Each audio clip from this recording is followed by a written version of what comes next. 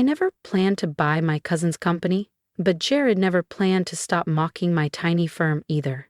Life has a funny way of balancing the scales. The annual Preston family holiday gala was in full swing at my aunt's estate in Charleston. Jewel-toned docktails in hand, crystal chandeliers twinkling over designer shoes, and ego-drumming conversations. I stood quietly near the dessert table, sipping club soda from a vintage coupe glass, watching Jared hold court by the grand piano. The acquisition's almost finalized, he boasted to a rapt audience of relatives. Once StratusCorp merges with Altair Digital, I'll be overseeing the entire Southeast Division. He adjusted his cufflinks like he was in a cologne ad. Jared had always known how to perform. Our family lapped it up, especially my aunt, who beamed at him the way she used to when he won debate championships or interned on Capitol Hill. "What about you, Celine?" Uncle Mark asked, his tone laced with artificial sweetness. "Still running that little, what is it again, strategy service?" I gave a polite nod, already picturing the legal team waiting for my signature the next morning. "Yes, still running my firm." Jared chuckled without looking at me. "Still operating that tiny outfit, huh? How many people is it now? 4, 5, 8, I said flatly, but didn't elaborate. Let him think Peregrine Strategies was just a boutique consulting agency doing marketing plans for mom-and-pop shops. Let him think I was still the quiet cousin who quit corporate life in her late 20s with nothing but a laptop and a rented co-working desk. "You know, Celine," Jared said, swirling his drink like a Bond villain, "I could speak to our VP at Altair. Get you an actual role, something steady. You're what, 35 now? Stability's important." My mother gave a small, tight smile. "That's very kind, Jared." I clenched my glass a little tighter, recalling the acquisition contract sitting in my inbox at home, where Peregrine Strategies was preparing to finalize its majority stake in Altair Digital by the end of the week. "I appreciate it," I said evenly, "but I'm doing just fine." Jared shrugged and turned back to his audience. Anyway, everyone, guess who's showing up tonight? Altair's CEO. Michael Liu. He's basically family now. Gasps rippled through the room. Aunt Claudia clutched her pearls, nearly spilling her wine. The front door opened moments later, and there he was, flanked by 2 associates. Michael Liu scanned the crowd, then his eyes landed on me. He walked straight over and extended his hand. "Esme Preston," he said, warmly, "it's good to see you again. Are we still on for tomorrow morning?" The room went silent. Jared's smirk vanished. "Absolutely," I replied. "I'm looking forward to finalizing everything." "Michael Liu? Coming here?" Jared's voice practically dripped with self-satisfaction. Our aunt clapped her hands in delight. "Oh, Jared, that's wonderful. What an honor." I glanced at my watch, 8:27 p.m., right on schedule. I knew exactly why Michael Liu was attending our family's holiday party, and it had nothing to do with Jared's exaggerated importance to Altair Digital. The room buzzed louder as Jared continued parading his imaginary throne. With each pour of top-shelf bourbon, his claims grew more outlandish. He ranted about how he'd lead post-merger restructuring, streamline legacy systems, and revolutionize Altair's market approach. "Altair needs new energy," he declared, lifting his glass. "Liu's solid, but too traditional. Careful. I'm ready to take risks, make bold moves, lead." I almost felt bad for him. Almost. The doorbell rang, sharp and deliberate, at 8:30 p.m. Jared adjusted his collar, motioning for everyone to compose themselves. "Okay, folks, let's keep it classy. Michael Liu isn't just my CEO. After this merger, he'll practically be family." The grand double doors swung open. Michael Liu entered with quiet gravitas, his tailored overcoat draped elegantly over his arm. His silver hair gleamed under the foyer chandelier, and the room instinctively quieted at his presence. But instead of walking toward Jared, his eyes scanned the room and then landed on me. He smiled. "Miss Preston," he said, striding past Jared without so much as a nod. Thank you for the invitation. I wanted to personally thank you for making this transition so seamless. Jared blinked. Sir, you know my cousin? Michael turned, genuinely puzzled. Of course I do. He glanced between us, then addressed the room. Celine Preston is the reason I'm here tonight. She's the one who acquired Altair Digital. Silence crashed over the room like a wave. Jared's tumbler slipped from his hand and hit the Persian rug with a soft thud. My aunt gasped and steadied herself against the buffet table. Our uncle looked like someone had unplugged him. That's not possible, Jared whispered, voice hollow. She runs some local firm, does marketing work for small shops. I gently placed my coupe glass on the mantel. Actually, cousin, Peregrine Strategies is a bit more than that. We're a global acquisitions and restructuring firm. And as of yesterday, we hold the controlling stake in Altair. The truth was out. The firm they'd laughed off for years? It wasn't tiny, it was massive, silent, strategic, powerful. While they hosted galas and traded war stories, I built an empire, one that now included Jared's entire division. He looked like he might be sick. As for your promotion, I said softly, we'll be discussing some organizational changes. The silence in the room was crushing. You could almost hear the delicate machinery of pride, assumptions, and denial grinding to a halt in everyone's minds. Jared still hadn't moved, his empty glass hanging limply from his fingers. Michael Liu, calm as ever, continued speaking as if he hadn't just shattered my cousin's entire worldview. Excellent. Miss Preston's acquisition team was exceptionally sharp, he said, gesturing toward me with the kind of professional admiration my family had never once shown. The way Peregrine structured the buyout, timing, leverage, compliance, it was masterful. He glanced at Jared. Your cousin is one of the most strategic minds I've worked with. Jared flushed, from pale to crimson in seconds. This is some kind of joke, he stammered, searching the room for backup. Celine doesn't, she can't. Can't what? I asked, my voice even. Can't run a multi-billion-dollar firm?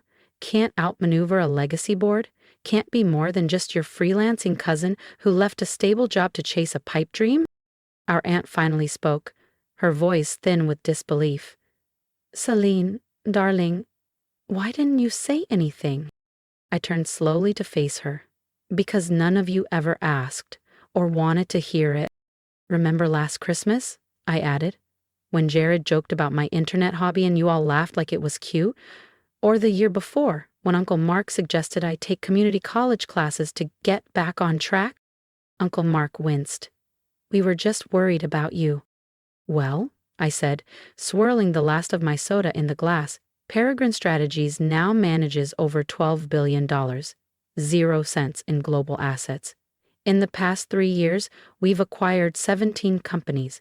That tiny firm just bought Altair Digital for $4 billion, $200 million, 0 cents. Aunt Lillian gasped. Someone dropped a cookie platter.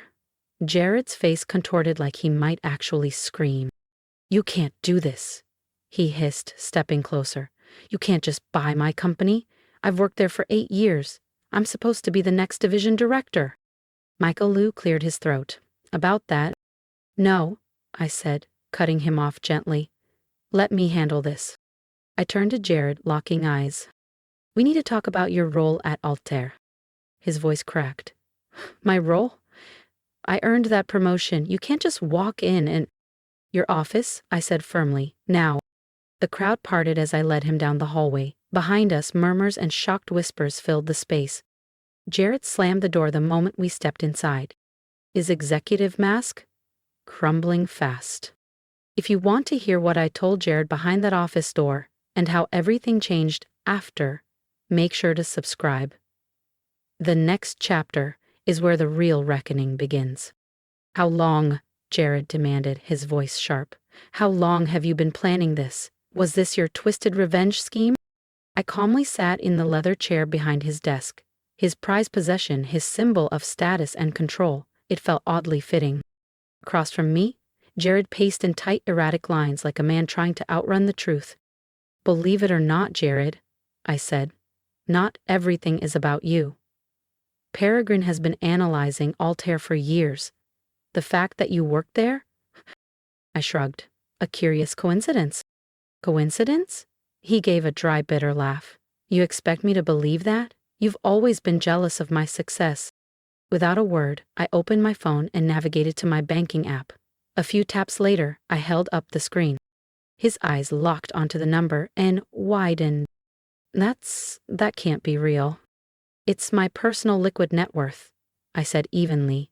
Just the accessible portion. Peregrine Strategies is worth significantly more. So, Jared?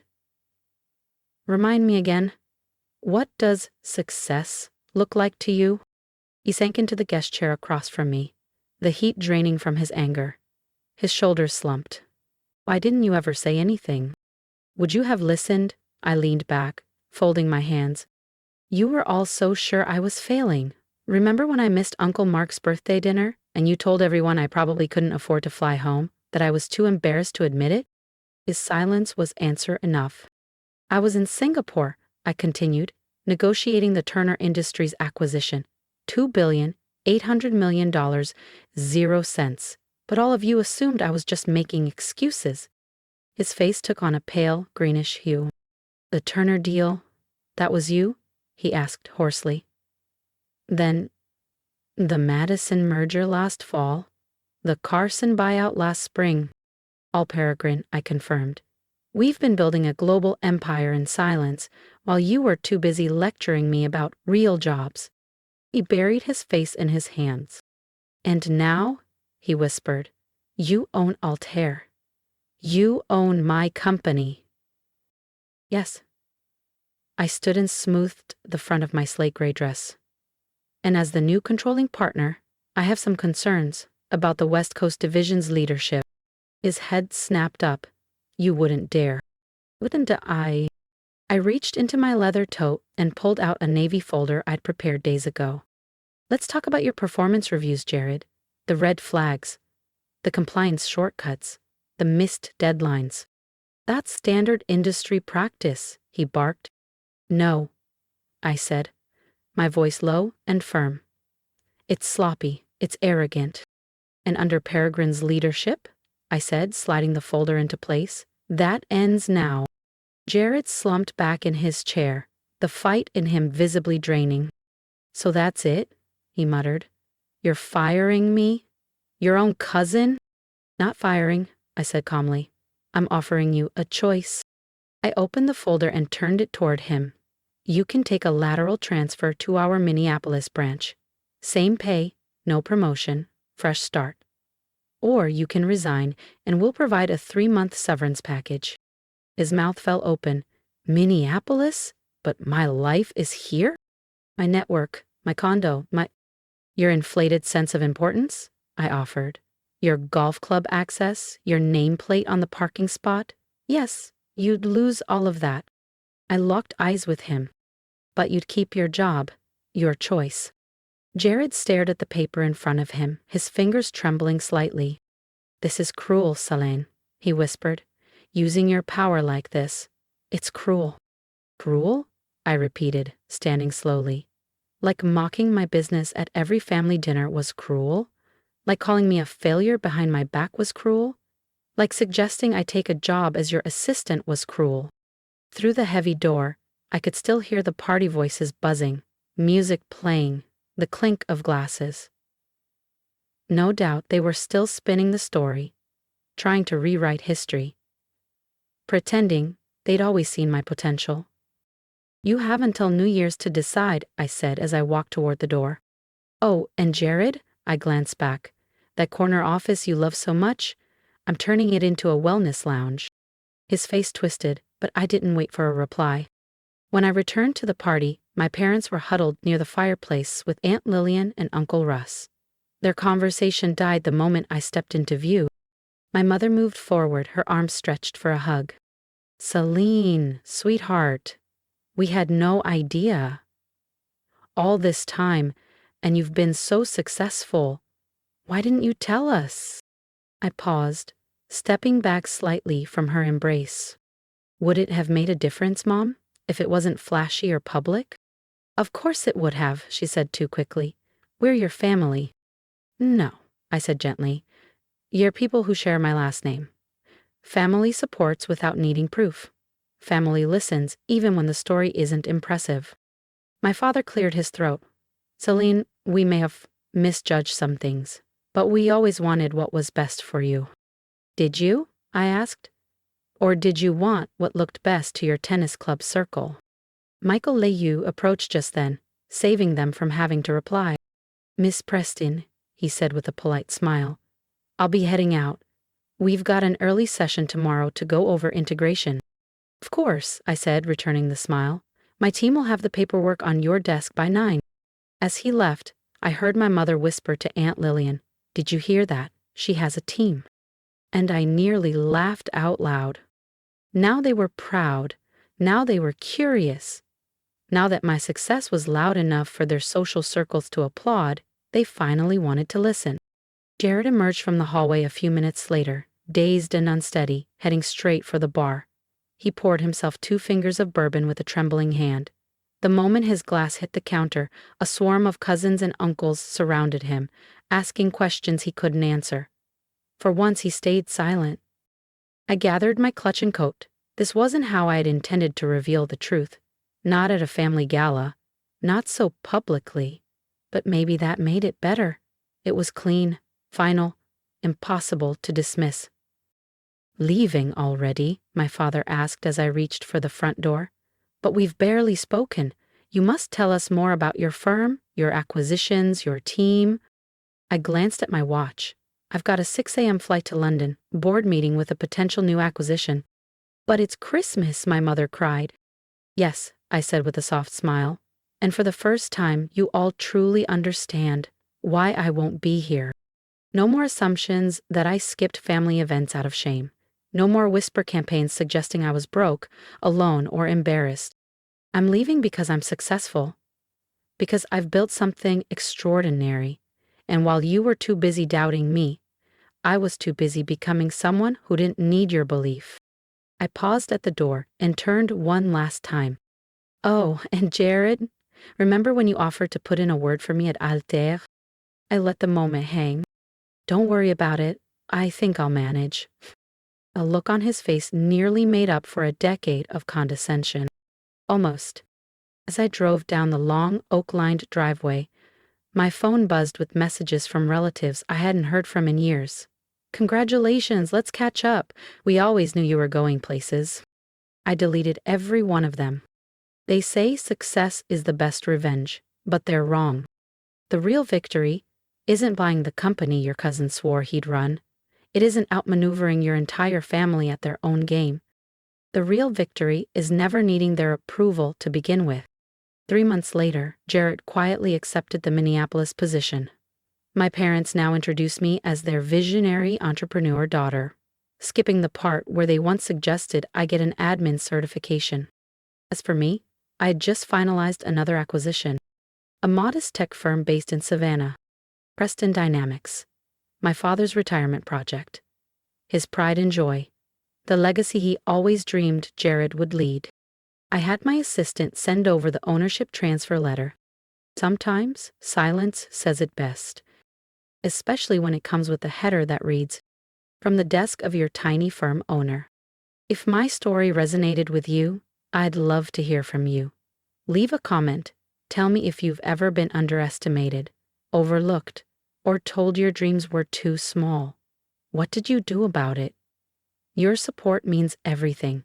I built something in silence, but now I'm speaking up, not just for me, but for everyone who's been dismissed. Share your advice, your experiences, or a message you wish someone had told you when you started. And if you believe in quiet strength and long-game victories, hit subscribe. Let's keep proving that success doesn't need permission.